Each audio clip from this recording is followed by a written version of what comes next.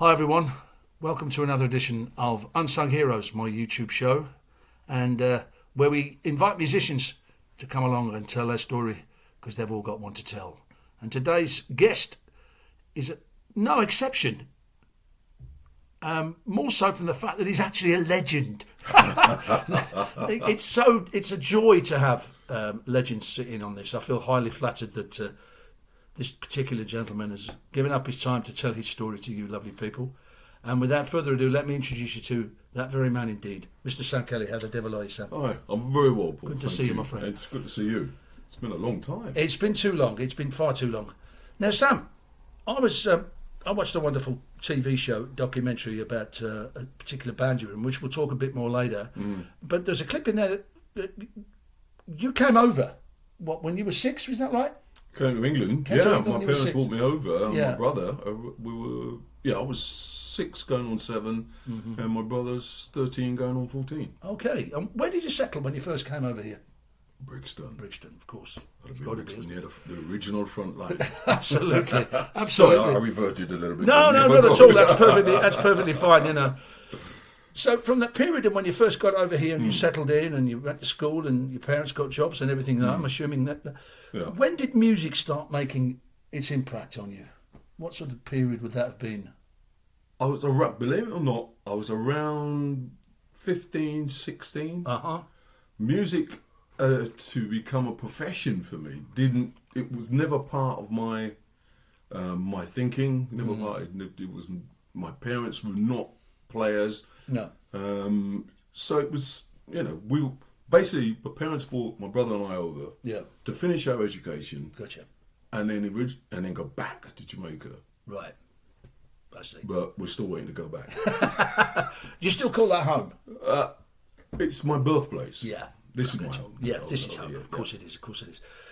So the influence of Caribbean music is extremely powerful in this country as it is around the world.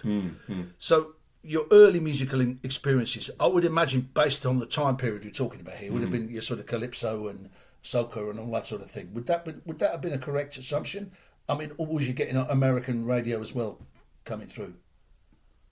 No, it's not as good as assumption for me. Right. A lot of other people, because as I say, music was never part or becoming a musician was never part of the plan. Okay.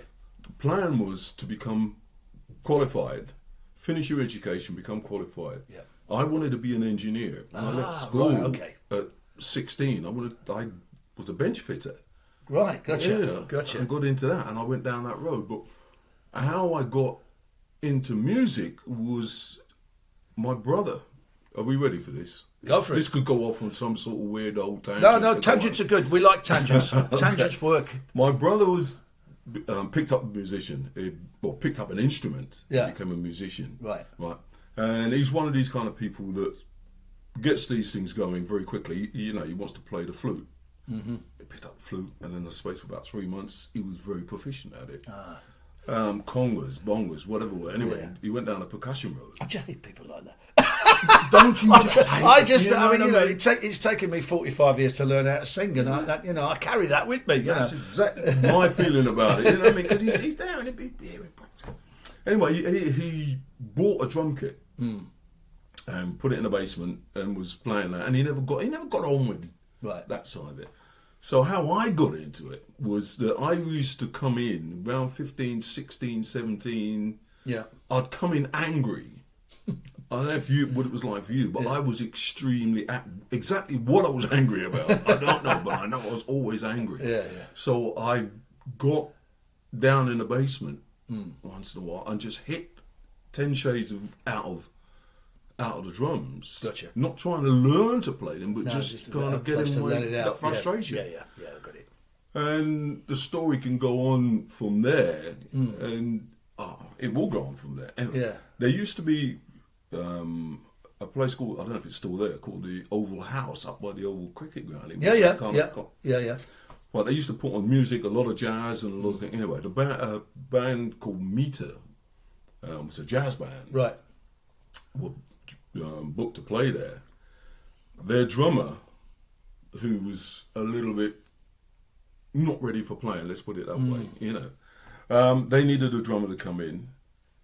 a guy, I presume somebody had passed and heard this down the road, some guy not playing drums, but hitting drums. And I said, oh yeah, there's a guy down the road. So anyway, they were that desperate, they came down to the house. Said, we need a drum, you play drums. So I went up, and that's how I joined Cymande. And that was the birth of that was the first band I was in. That was the first gig I'd done. Oh, wow. So it was never kind of like a lot of people, musicians. So it was like an accident, in effect. It was an accident. Wow, what a great accident. It was destined. Destined. Yeah, absolutely, man. What a great accident. Yeah, because a lot of musicians, they'd hear Jimi Hendrix or they'd hear someone, Fat Swallow or something, and they said, well, that's what I want to do. Yeah. That was not my road at all. Oh, wow. That's a wonderful surprise for a lot of people, knowing your history, that you ended up playing drums more by accident than design. Yeah. That's wonderful. And that first band morphed into Cymande. Right. Now, how long was it when you were in Cymande before you got a deal and got signed and all the rest of it and started making records? Not that long, to be honest. It's probably about a couple of 3 years. Yeah. Again, Destiny had this thing about what I'm involved with and what other people involved. A guy called John Schroeder. I don't know if you ever heard that name. He used to early Status Quo. Oh yes. Alan Shapiro. Yes, I have heard him because I read Francis Ross's book and his name came out. I know I'd heard it somewhere. Yeah. Well, he came down to see the band. I think somebody mentioned our name, and he came down to a venue. I can't remember the name of the venue, to see the band. Liked the band. Thought, well, yeah, I can. But one of the surprising things about it is that John Schroeder really had no experience with playing that kind of music, which is a combination of reggae, calypso, virtually every sort of music, because all the musicians in the band came from there. Of course, yeah. And he said, well, yeah, okay, I'll take you guys in the studio, and all I'll do is just get on with it. I'll just push the faders up and down. Mm-hmm. And that's all he did. And we just went in and played as if we played live. Yeah. Which is the way to do it, really, I think. I mean, I know the world's changed. We've touched on this with several people on this series where, the old analogue idea of capturing a performance. That's right. Rather than piecemeal, which we know eventually died because of technology and everything else, and the ability to be able to alter mistakes and put them right and all this stuff. We get all that. But there's something about that. As Pete Strader, who I just did an interview with, said once to me, he said he'd listened to a Little Richard record. I can't remember which one it was on the radio. And he rang me up and he just said, should have stopped there, really. And I know the point he's making. It's that idea that electricity and that excitement you get from just performing and capturing that moment, rather than saying, right, I'll drop my bass in a bit later. I'm just going to pop down the road for it's the difference between having a performance there and putting it together to get or try and get perfection. Yeah. What we do as human beings when we get together, it's not perfection.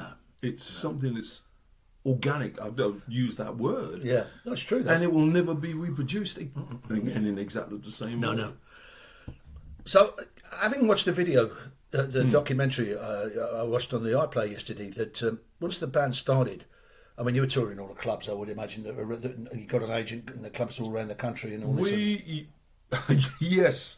There wasn't a lot of scope for what we did, because one of the things about the band, we decided we were going to do all original material. Sure. We were not going to copy, and we would go and play in certain places that, because we were an all-black band, people expected us to sound like the Americans. Sure. And we said, we're not going to do the James Brown thing. And so on. So we are from here, and we're originally from the Caribbean, etc., etc. And this is what we do. And you're making a statement. And we stuck with it. Yeah. And we stuck with it. That's a good statement to make. So we go and play in places like the Africa Centre, art centres, as they like. The Oval Tavern, a place like this, that would be more open to more varied type of music. Of course. So we that's how we learned our trade as a band. Sure. For me as a musician, how I learned to play was listening to the bass player. Yeah.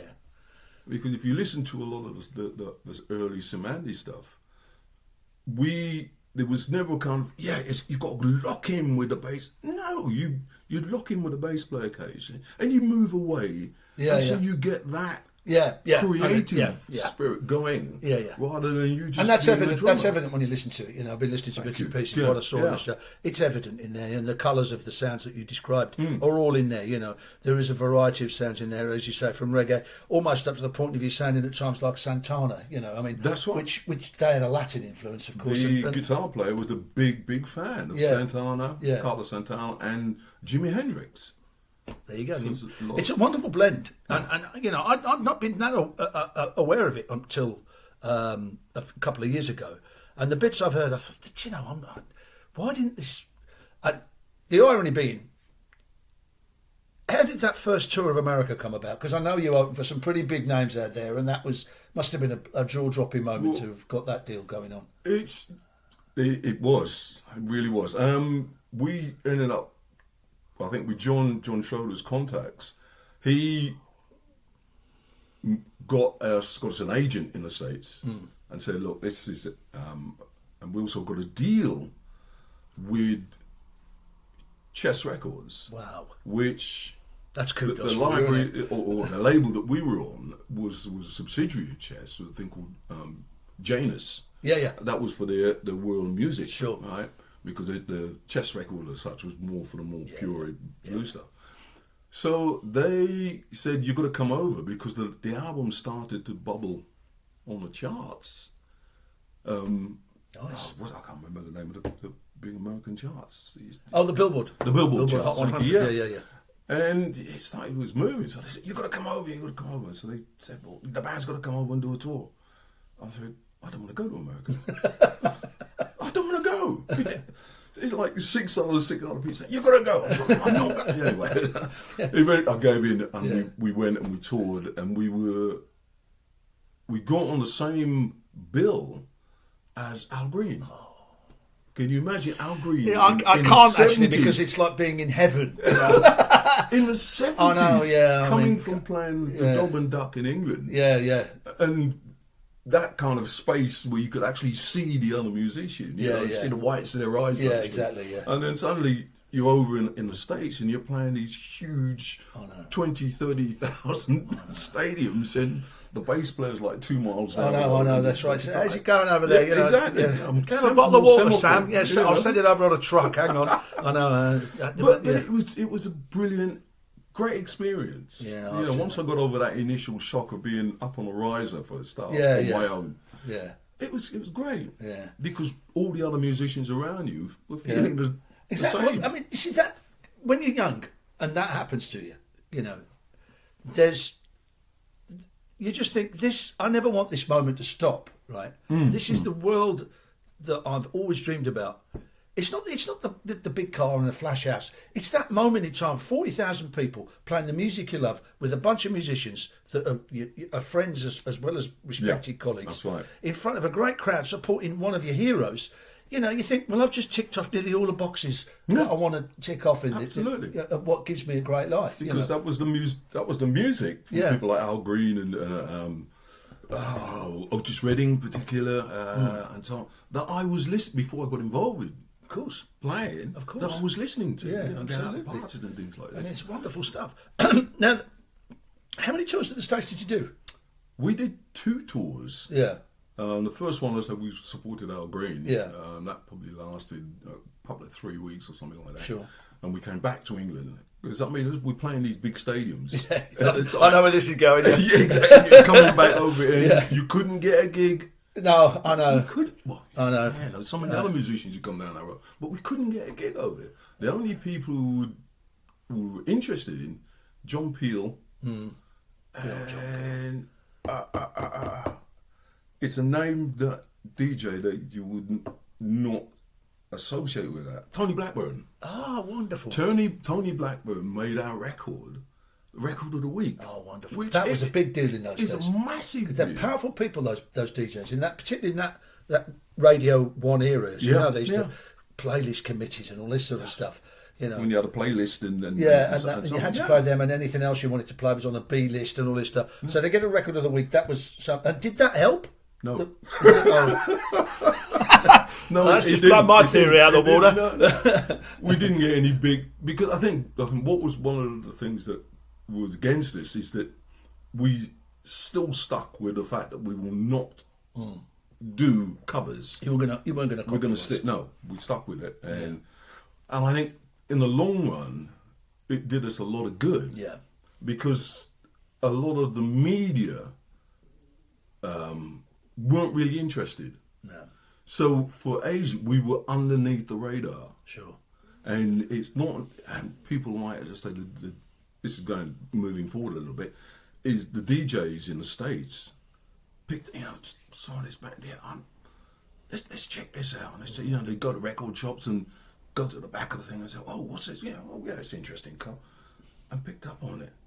And then they had to search for information about the band. An interesting parallel that you say there, Sam, with Cymande's music, in the same way that the purist and the lover of the rarer stuff, that does attract a certain niche of people that feel it's theirs, that think, I've got something nobody else has got here. The same sort of thing.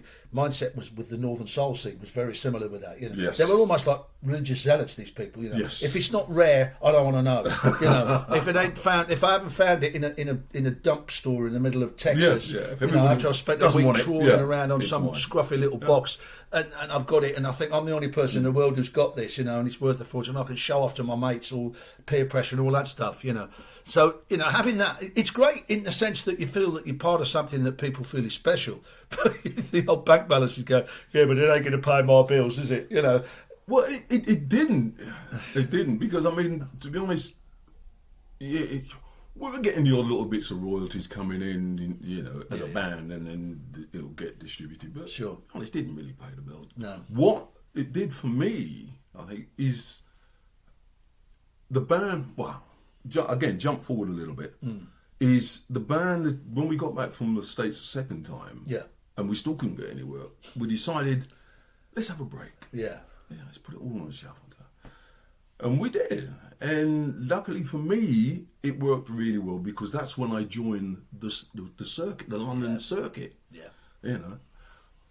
And the two main songwriters went off and became lawyers.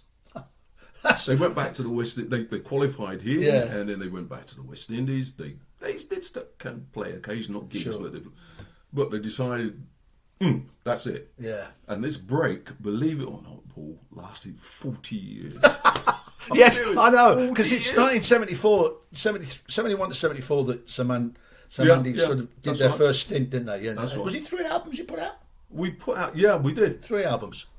Which was, these days, you're lucky if you get an album every 5 years out of somebody. We were talking the other day, I was talking to a gentleman yesterday about, Paul Gambaccini said about the Beatles. He said 1967, he said they brought out Strawberry Fields and Penny Lane, followed that up with Sgt. Pepper, then did All You Need Is Love, then did Magical Mystery Tour, and Hello, Goodbye, I Am the Walrus. He said to some people, that's a career. They did that in less than 12 months. It's amazing. And that was the difference. And Rod Stewart's another one that always struck me as amazing. When he first signed his solo deal, I'm going off on a tangent, but I'm making the point about how prolific people were. He signed a solo deal and brought out his solo album in 69. The Faces brought their first album out in 69. He brought his second album out in 69. They brought their second album 70. He brought his second album out in 70. He brought his third album out, the big one with Maggie May on it, in 71. Right. They brought out their third album in 71. He was making 2 albums a year and touring the world. And in the space of 4 years, he brought out, I think it was 8 albums. Wow. And it's never now. That's a career there and then. You could argue acts that worked that hard could have stopped then.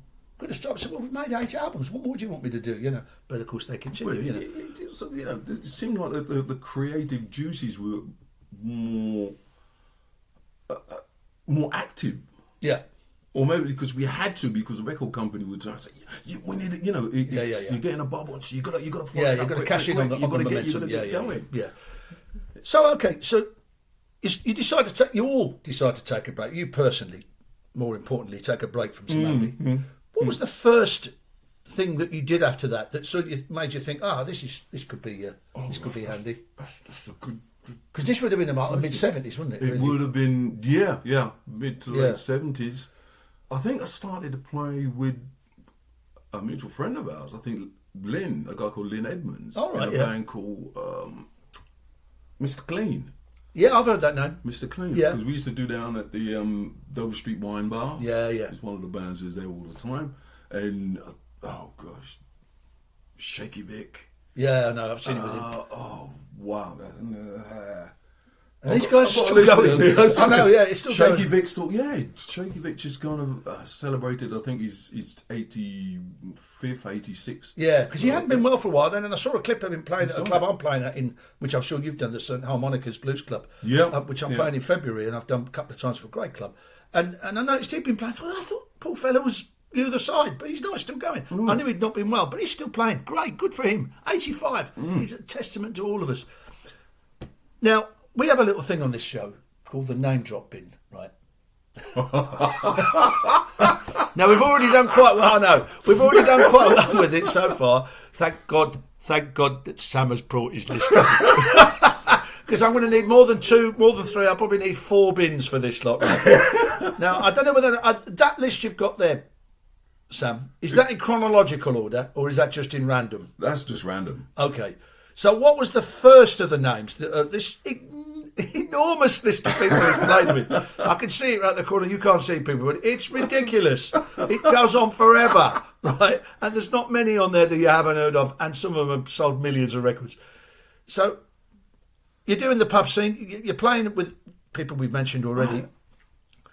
What was the first name you went, wow, this is a step up? One of the first, it's a little story on it. I think there's one of the guys from the early days, a guy called Diz Watson. Yeah, I know Diz, yeah. Right. I know Diz. I got called in. I knew his bass player quite well because I was doing the odd jazz gig on the side. Yeah.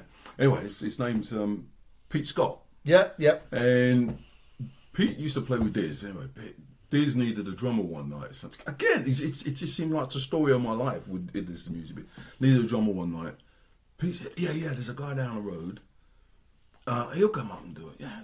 Pete rang me out, or Diz rang me out. I said, come along to whatever club, or pub. And said, can you do it? As you said earlier on, nothing phases you. No. You take anything. Somebody says Hungarian folk music. Give me 10 minutes. I'll learn it. Yeah. So I've got it down, man. Don't worry. Went along and I've never played a blues shuffle in my life before that, right? And anyway, this card counted it off, and they all go, I'm playing. Well, for the technical-minded people, a blues shuffle for a drummer is in triplets. It counted in triplets. I didn't know anything about triplets. No. I'm playing 8s across that. So they're all going da da da da da da da da da, and I'm going ta ta ta ta ta. And Pete came across, because Diz had a kind of, what is this guy doing? Pete came across, this is the middle of the number, and he's going ta ta ta ta, do that on the higher, ta ta ta, and that's how I learned to play shuffle. Amazing. On the job, on the gig, yeah. That's great. It's being given the chance. I'm so grateful to learn. Yeah. Because you had to do it. There wasn't and any of course, kind the of thing is about learning on the job is you haven't got enough time to think, hang on a second, let me just... No, you've got to do it there and then, haven't you? And pressure can be a great sort of help in that respect. You know? Yeah, it's when you're in the spotlight. Well, if I don't change now, we're knackered, you know. But the thing is, with it, a big part of my playing career has been playing blues. Yeah, ever for since. sure, man. I know. Yeah, I know. You know, so that one experience, I've learned that. Yeah. And also, I think what helped me was the fact that there wasn't a lot of black blues musicians. No, that's true. You know, there's been a few, and I know you did that documentary with Lenny Henry a few years ago, where he talked about the black blues influence in this country. You have done your research. Oh man, yeah. They don't call me a nerd for nothing, you know. Nothing wrong with being a nerd. No. But the fact of the matter, and the irony with that is that I know a few of them more by association than directly, and the names all sort of, right, Brox, yes, that's right. Because Carla Brox's father was a singer. That's right. You know, yeah, and he worked. That's right, and he worked with a keyboard player in my band, Dave Moore, and he talks about absolutely, he talks about him very highly, and there was a few others, but not enough. And of course, you sort of become the figure Corner in the that market, really. yes, you For have, in a ages, way, yeah. So that first gig with Diz, did you then essentially become a hired hand rather than being a permanent That's band? exactly what I became. Yeah. It worked out. People had seen and kind of seen me around and seen the name around. I got recommendations from all over the place. And I said, we're around with Shaky Vic, American artists who'd come over. I'd back them. What were the earliest memories of the American artists you backed when they came over? Can you remember who were the first ones of those? Go to your list, Sam. I can see some of them. Some of the early guys, with Benny King. One of the great things was doing a tour with Benny King, Dorothy Moore, and Eddie Floyd. Oh, on that, all three of them on this. I was in the house, man. Oh, that's wonderful. And doing that. If there's something you need, that's the one. Yeah. Is it? You got to raise your hand. Everybody knows Eddie Floyd for Knock 'Em Up, but that was his other. He wrote loads, actually. To be fair, he wrote a load for other people that he didn't do himself. A lot of material. Great act. And I met him. I was lucky enough to meet him once, actually, at a Bill Wyman gig. A very nice man. I know. I'll tell you a funny story. Yeah. You're going to love this. I'm chatting to Eddie Floyd backstage because Nicky Payne was in the Bill Wyman's band, and he got me backstage to meet a few people. And I met Eddie Floyd, and I said, and he was at the time he was doing a tour with Gino Washington, which I'm sure you've played with as well. Exactly. Yeah. And I said to him, how are you getting on with the tour with Gino? And excuse the poor attempt at an accent, and also I'll have to put an expletive deletive in here. He said, "What, that crazy MF?" He said. Yeah. And I said, "Okay, fair enough. We'll move on." And yes, he was. He was a. When would that tour have been then? What period of time? Late 70s, early 80s? It's got to be early 80s. Sure, yeah. Yeah, it's got to be early 80s. Okay. We did that. And tell you what, just go off to the side a little. Have you seen a black actor called Colin Salmon? Yeah, I know him well. Well, Colin was a trumpet player in that band. Amazing. He's an amazing trumpet player. There you go. But yeah, we got to meet because I did a show, a theatre show down in the theatre will come to me in a minute. But he used to busk outside his theatre in Ladbroke Grove. Yeah. And they needed a player. So they said, "Oh yeah, you come down here all the time, but come on in." And that's how his acting thing started. That's incredible, isn't it? You know, I mean, that's just, you can't legislate for that kind of. That's totally random, in the lap of the gods and all the rest of it. And I look on this list here. I think it's going to be easy if I read the list out, people, because there's so many here that I just. So you did that first tour with Benny King, Dorothy Moore. You got Colin on there. Billyocean. When did that happen? I played with Billy. We did Top of the Pops together. I was in a band called COX with a guy called Gordon Hunt, guitar player. Yeah. We ended up playing with Sade and people like that. Again, that must have been early 80s. Yeah. Because prolific period for me at that time, Sure. Getting around because of the different styles that I could get into, I'd get called to do all sorts of things. So Billy. So when that tour with Billyocean, for instance, I mean, he had those mid-80s hits where he became a really big star. Yeah, it was about that time. Because he'd had the first two hits in the 70s, Love Really Hurts and Red Light. That's right, yeah. And then there was 6 years or so before he really had another hit, or probably even longer than that, 8 years maybe, before Caribbean Queen and Suddenly. Well, I was working with him in that period that you're talking about, in between those early ones and Caribbean, because he went off. I think he went off to the States. Yeah. To re-establish himself, and come back and say, bang. He's a lot bigger star than people realise, isn't he? He's actually a very, very, very, very popular man. Wonderful guy, lovely singer, and a great songwriter. People fail to realise he's written all that stuff himself, pretty much, And now I'm going through this list, people, because if I don't go through it in some sort of order, because all of these gigs, essentially, Sam, you're being picked up because you've built a reputation that they can trust you to do the job, and because of the links you've made, it's enabling you to get calls all the time. We need a drummer. Oh no, the man. It's basically that was going on. Purely So, word I of mean, mouth. you know, yeah. let me just read out some of these names. You've got, after Billy, you've got the late great Zoot Money. What period of time was that? Was that the same again? About This was doing the tour with Zoot Money. I was in the Foundations at the time, right. and Gino. Oh, I went to see that Gary package Mopey was on tour. that. Gary Mopey was on that tour. That's right. That's right, because I went to see that Yeah, at Gary. Wimbledon. We went to see it That's at Wimbledon. right. That's right. There was Gary. There was it was Gino, Zoot, and the Foundations. That's right. I remember that tour. Yeah, Yeah, I remember that tour. Alan Warner's Foundations. Yeah. With all that. Great. So people like Mervyn Africa, Eddie Grant before he went back to the West Indies. Yeah. And I would name one there that you would also people who are not kind of in the music business doing it. With Robert Plant. Yeah. It was another one of those.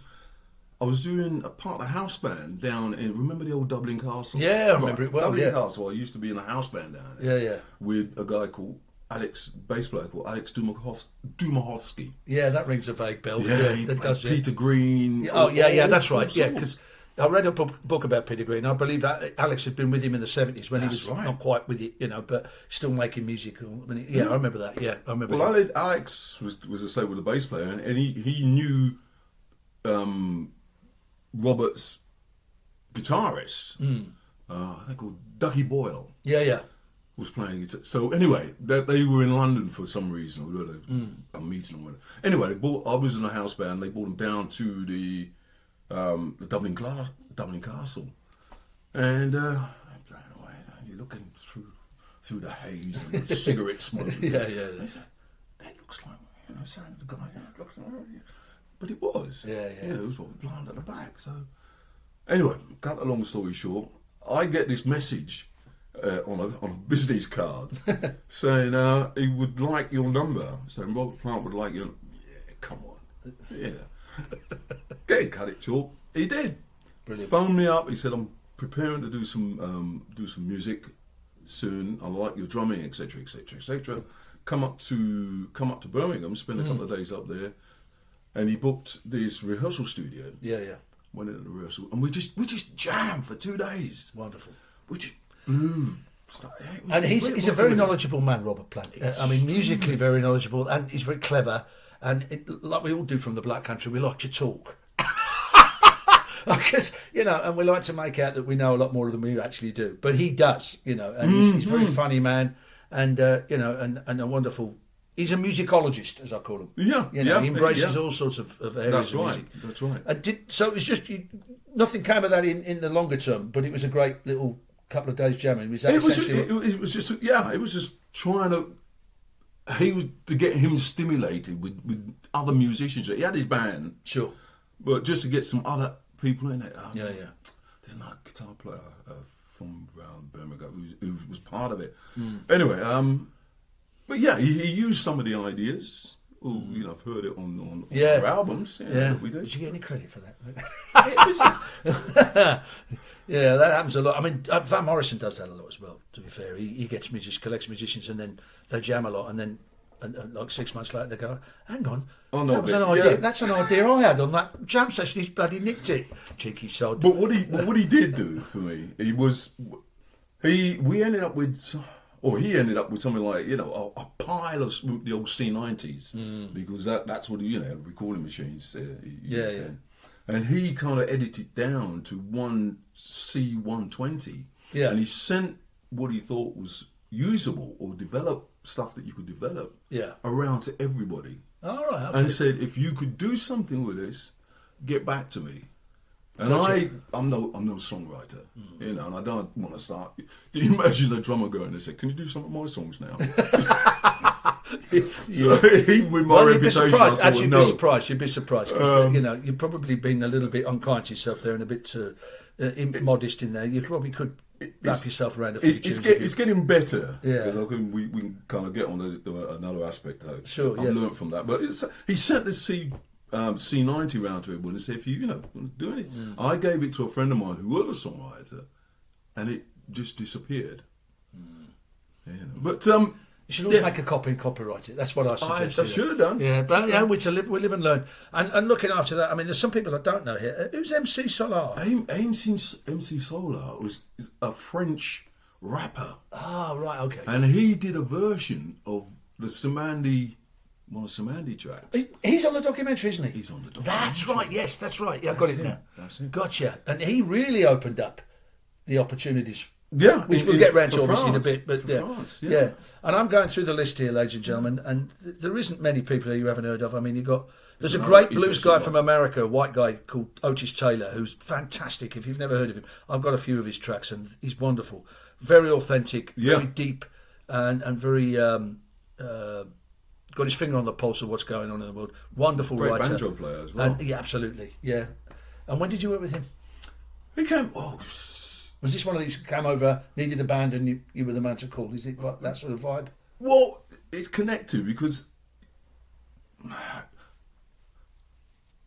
It's because he ended up started to be the support for Gary Moore. Right, gotcha. All right. Yeah. So I ended up working with Otis to support Gary. Yeah. You know, so it kind of morphed, and I ended up working with Gary as well. That's Right, I gotcha. Anyway, yes, virtually. But you know, that's funny you say that. It's funny you say that about Gary Moore because this was touched on with somebody else the other day.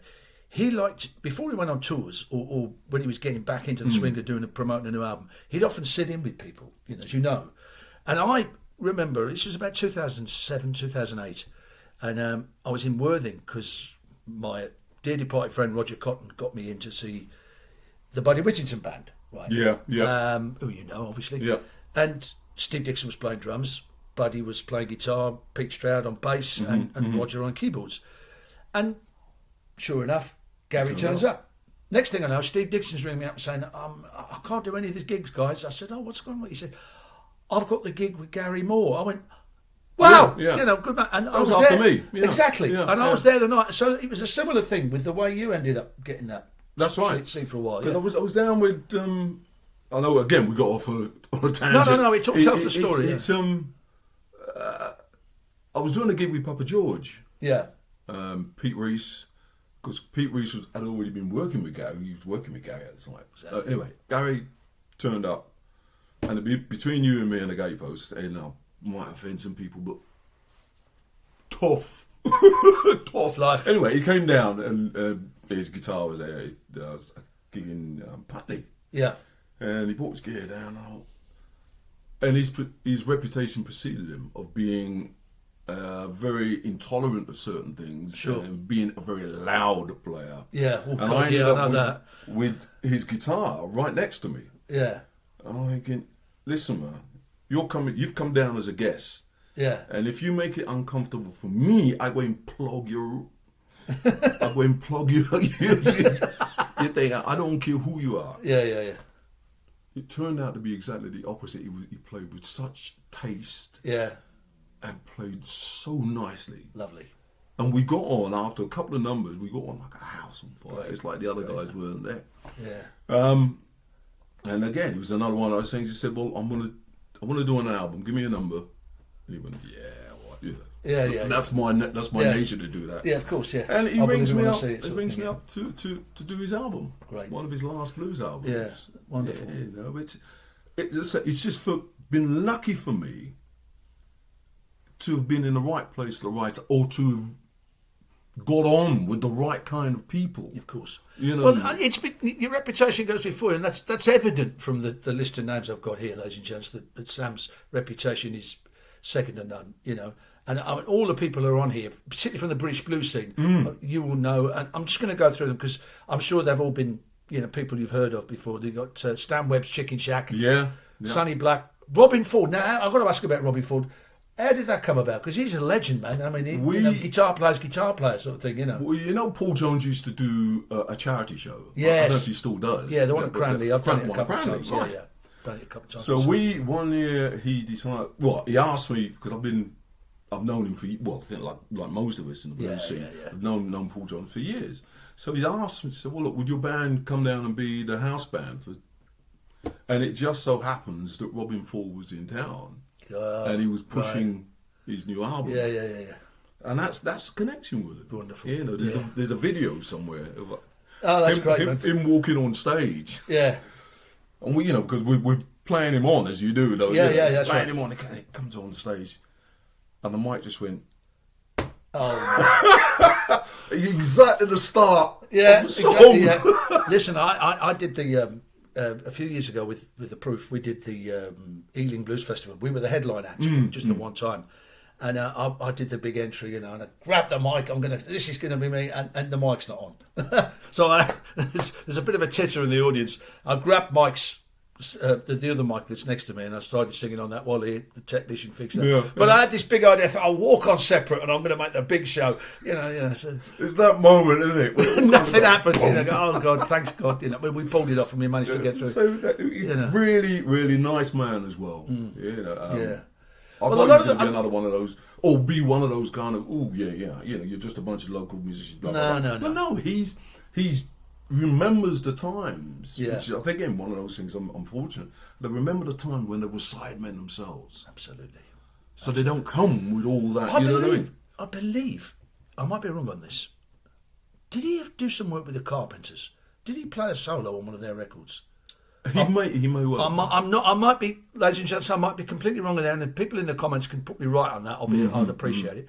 It just came out. Somebody mentioned it in context of the Carpenters. But anyway, listen. I'm going to talk about some of the. There's loads of people, but some of the people we both know that we've worked with. Now, I've seen you a few times with Papa George because you did his album down at the station with Rogers. I did. Down there. It's a wonderful album.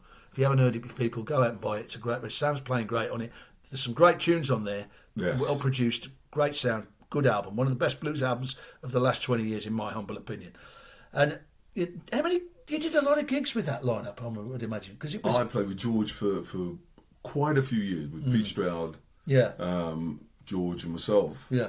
And occasionally you'd bring in, let's say, was the keyboard player you mentioned? Roger. Yeah. We recorded at his studio, in fact. That's right. Absolutely. And Down in Kent. So it was George for it's got to be 15 years at least. Or more. And the other guy on that list is Giles Headley. Yeah. Who was in his band for probably 25 years. Crikey. Yeah, until he retired. Yeah. Because we bumped into each other on another festival. I'm sure you were on it. It was Carlisle in about 2012. And I don't know who you were with at the time, but I remember we said hi in the dressing room, sort of, ships in the night sort of vibe. We're on that one, and there was another festival we did together. Yeah, you were. I think you were with Jeff Atchison on that one, if I remember right. That's not the one in a field, very muddy field. No, it wasn't a field. This was inside it was actually like a big concert hall. Oh, okay. This was Carlisle, 2012. I remember. That's right. Yeah, that was a nice gig. I'm trying to get back in there since no luck, but never mind. And so Connie Lush, who I know really well. When did you work with Connie? Got to be. So glad he's bought this list. Makes my life so much easier. Probably 7 or 8 years ago. All right, okay. She'd call me in occasionally. I forget the name of her regular drummer at the time, but he would go off and do sessions and things. And so she called me in. Yeah. You see, one of the other things that nice lady. I'm fortunate is that I taught myself how to read music. That's good. But it never took over, if you know what I mean. I'm still basically an instinctive ear player. I know. But it helps me to kind of... So anyway, it opened up so much that people could say, look, here's a tape.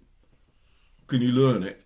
Or whatever it is. And I'd write the stuff out. Yeah. And go along and play it. So that helps a lot. That helps a lot. I mean, there's no doubt. I mean, there's some good players that don't read, obviously, but the essence of it, being able to read, does give you... opens doors. It really does open doors for you. Doors. I mean, just to give you a bit more of a taster of some of the people that Sam's worked with, ladies and gents. I'm just going to read a few of them because of the constraints of time. You've got Chaka Boom, who's Chaka Khan's sister, Imelda May, who's massive and does a lot of work with Jeff Beck when he was around, bless him. And the wonderful Ruby Turner. When did you work with Ruby? Because I've worked with Ruby, and she's a lovely lady. on Ruby's album. That's how we first met. Oh, right. I think called Say My Name. I'm playing on that with Buzz Burrell, Bobby Tench. Yeah, Bobby, yeah. Zoot Money, who produced the thing. Yeah. So and they got me in. Was there a track on that album? Because I had a couple of things, and Did she do a cover of a song called "You Were Never Mine" on that album? Do you remember it? I wouldn't, to be honest, I wouldn't No, that's be able right. to say. I tell you what, so I heard her singing it, and I thought, oh, I like that song. Where's that from? I discovered where it was from, and it was by Delbert McClinton. It was written with Ben Montench, who was from Tom Petty's band. Right. And we covered it on an album we did, because I thought, it's such a great song, you know. It's a beautiful lyric, a very sad lyric. And to continue on the list, ladies and gents, you know, which he ain't got enough scrolling space, quite frankly, to get through them all. You've got Jerome Marcus, the legend that is Paul Jones, Paul Lamb from Paul Lamb and the King Snakes, Carla Brox, who we mentioned earlier, you know, and who Sam appeared with in a documentary that Lenny Henry did some years ago about the influence of the Caribbean influence on the British blues. It's not a lot. It was something that we touched on earlier on. It's not a huge amount. He was wondering why that's there wasn't more black musicians playing blues in this country. That's right. Yeah, I know. And then, you know, who's Sister Monica Parker? That one looks interesting to me. Right, Sister Monica is was an American. She's passed away now. And again, it's another one who wanted a drummer. Sure. Came over here and wanted a drummer. And my name got mentioned in dispatches, and I went along, played with her. I said, a lot of times I'd go along and do these things. It wasn't I've never been to an audition in my life. All right? My attitude is you go in, if you like what I do, take it. If you don't, thanks very much, I'll move on. Yeah, sure. Yeah. And she liked what I did because she's very much of an American blues gospel singer. Sure. You know. But she liked the way I played with the British, let's say, or the European influence. Of course. You know. The Americans gives it a new dimension for them, completely. That's good. And it's very similar to the reaction I got when I toured with Jeff in the States. People saying, wow, you know, how do you do that, man? I said, I don't know. It just happens. Well, this is it, but that's part of the charm of it, and that's part of the reason why you're successful, you know, because it's an indefinable thing, and people like it, you know, and you put those two together, it's a winning formula, and that's evident for most people who know your career or followed you, you know. Now, I want to talk about a little bit about two more things before we have to wrap this up, and the first one is Station House. Now, I know that's your band, isn't it? Yes, it essentially. is. Yeah. When did you first put that together? Oh gosh, when we were, or I should say, when I was in the house band down at the Station Tavern, in Latimer Road, which is kind of the mecca for any blues artists coming, you know, whether American or whatever, because it had blues down there, it had music down there 7 nights a week. Brilliant. And the guy who ran it, I can't remember his surname, but Bob. Because it was called Bob Goodtime Blues. Oh, yeah, I know it, yeah. And anyway, he said, Sam, there isn't any black blues bands in this country. He said, well, you know, what about putting one together? I said, well, yeah, it's great. But before I do that, I've got to have a gig. Because I don't want to bring the musicians in. Exactly. And he said, well, all right, you can have a gig here. Yeah. So we put the band together with a guy called Dave Clark on bass, Root Jackson on vocals, great, and TJ Johnson, on guitar, and myself, and that was the band. And that was the origins of Station House. But it's gone through changes since then. Of course, people have kind of gone off and done their things. The way it's where the lineup now is. A guy called Richard Sadler, wonderful musician. Yeah. On vocals and guitar is a guy called Tony Kunter. Yeah. And also on vocals and guitar is a lady called Rowena Poole. Right. And myself, so we're a 4-piece now. 4-piece, but it's gone through different changes. In effect, it's kind of your fallback option these days, I would imagine, because it's your band. You can say, right, I'm taking my band out on the road. Let's get out there and do some gigs, you know. Yeah. I mean, not at the expense of anything else you might get offered if you fancy doing it, as you mentioned earlier. Exactly, yeah. Now, we talked about your start of your career with Cymande, and then you said we're going to have a little break. And I mentioned in the chat earlier before we started this interview that Cymande kind of bookend your career up to a point, not since, but up to a point. Well, yeah, it's winding down. Let's put it that now. Yeah. But so how did it come about that you ended up getting back together again? What were the machinations of it that caused that to happen? Well, the thing is with Cymande and during that break, or when we decided to have the break, we were all still friends. Yeah, that's evident, by the way, by the video that I saw yesterday. Very much so. Yeah, very much so. Yeah. And what it felt like, it was like you didn't know. There was no defining time to say, well, we will, 4 years, 2 years, whatever. It was going to last as long as it lasted, and it felt unfinished. Yeah. Certain times when you're in a band and it feels like, well, it's run its course. Yeah. This was unfinished. So anyway, after that rest period, I've done that the other way around many a time. Hadn't you finished yet? But, I've been in one of those. Yeah, exactly. But we decided to kind of make the phone calls because we were still in contact with each other. And so, well, look, let's see what happens. See what's going on. Because we were hearing of DJs in this country, in particular in the States, were still playing and still using tracks off our early album. So not only MC Solo, but I'm sure somewhere down here, it's some of the DJs or some of the bands that. Gosh, it'll come back to me. Anyway, the point is, it was still bubbling under there. So, well, let's put it back together, and just see what happens. See what happens, yeah. And we did, and we got booked into a big place in Camden, Camden Palace. Yeah. In there, so we'll try it out. So we went in there. It was sold out. Yeah, I know. There was like 3 generations of people in that came to see it. So the rest. I know. That's a wonderful testament to great music, though, and particularly with the internet's influence too. Is I use this line a lot, but it's very true. Particularly for those sort of people that would have gone through the racks and found it, but the internet would have been a help to them as well. Absolutely. I would imagine. Is that when you hear something for the first time, it's new. It doesn't matter how old that is originally. Right, it's absolutely. new. This is fantastic. And so he says, that's 50 years old. Yeah. I don't care. It's brilliant. Yeah, and it fits with what we're doing today. And that whole hip hop generation of DJs and producers that were in the documentary, singing its praises way beyond, and some seriously big names in that interview. Top DJs that had radio shows and all sorts of things. And people we all know and love. And just singing your guys' praises, and rightly so, because it was the story's wonderful, and the brotherhood and the community that you've got together is wonderful. Yeah. And there's so much love pouring out of it. It's like, calm down, guys. Get a room. It's like it's a bit like that, and that's evident to me when I watch it. That's really powerful.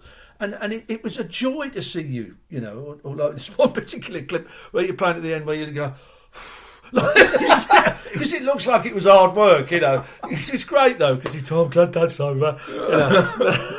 But it was wonderful because you did that massive festival outside in Britain, and you looked out and one of your men said, I'm looking out there and there's people that are young enough to be my grandchildren. That's right. And they're digging at every down room. The one down at what was it? Camden Palace. Yeah. We walked in there and you could see people from 15, 16 and every age right through to our kind of age. Absolutely. And they're all singing the songs. Oh, no, it's wonderful. So can you, what it was like, because leading up to that, as I was saying, you couldn't get a gig down at the Dog and Duck. No. And then not suddenly, but over that period, something happened through the media, as you're saying. Your name gets around and people come up, and curiosity's there. Yeah, and it gets into the right places. That's the thing, because these people were movers and shakers. That's the thing. They're not just your average Joe. They were people who had influence, and that is important, to get your music out to the right sort of people, to make that difference, to enable you to come back to play to such a decent crowd. How much work did you do when you came back, by the way? How many gigs did you do?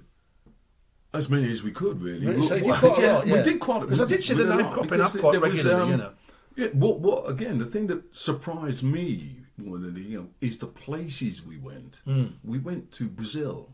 Oh, no, wonderful. we had I didn't have any idea that Cymande's music was being played over there. Yeah. It wouldn't surprise me, though, because when I listen to it, I can hear that would be a popular sound. The influence is in there, but I think why it came about is through these DJs and through the people who had sampled our material. Yeah.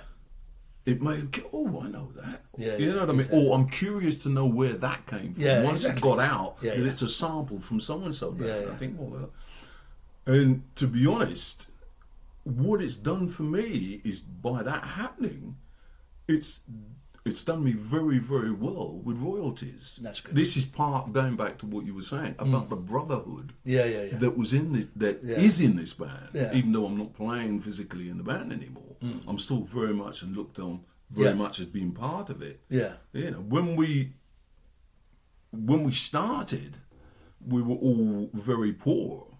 You know. It's like, I'll give you a look. I don't know if you've got time. But well, we're going to have to wrap it up in a second, but please continue. Little story is when we got our first royalty check, is we didn't have a bank account as a band. So we had to go all the way up to John Schroeder's office up in, up west. Yeah. And he said, yeah, right, okay, I can write you out a check for $5,000. All right, okay, yeah. You got a bank account? No, we haven't got a bank account. Okay, what you'll have to do then is to go to my bank and tell them to give you cash.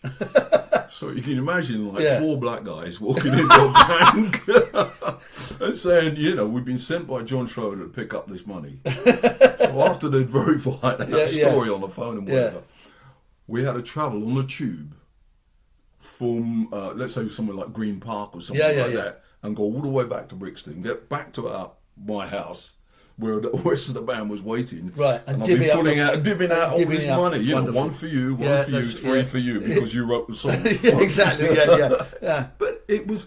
There's an honesty about that, though, in a way. Because you're seeing what you've seen the fruits of your labours in your hand. There. You know what I mean? It's not on a spreadsheet from the accountant. It's... that's me. It's the guy I work with. Yeah. He's saying this. Yeah. And what we did after that, they said, well, look, what we'll do, we'll set up in writing that all the members of the band can get a certain percentage of the royalties. Right. And I get that now. That's brilliant. 50 years later. That's great. That's a pension scheme right there, isn't it? And with that, because of the constraints of time, which is always the problem on YouTube, I must have to wrap it up. Ladies and gentlemen, before I go, let me say my usual thing. If you like this channel, please subscribe to the channel all round. Make comments. Hopefully this will go out to as many people as possible, because Sam's got a wonderful reputation, and the band Cymande are so popular now that I'll probably get a whole new audience and say, who's that stupid bloke talking to my hero? But that's me. That's my show, people. But there you go. But Sam, it's been an absolute pleasure. Thank you. I learned so much from this channel about people that you work with. Yeah. Like Val, George, so on, because normally you go in and you just play together and you go your separate ways. Well, the whole point is that calling it Unsung Heroes is, for me, they all are. Whether they think they are or not, I don't know. For me, they are. All of the people that have been on this channel, yourself included more than most, all deserve to have the most accolades and the biggest audience they can possibly get. And, in some cases, that isn't the case. And they deserve it to be so. Yes, so my little way of helping spread the word, if nothing else. People, until next time, thank you so much. Thanks, Sam. Bye-bye. God bless you, my friend. Bye-bye. And we'll see you on the next Unsung Heroes. Bye-bye.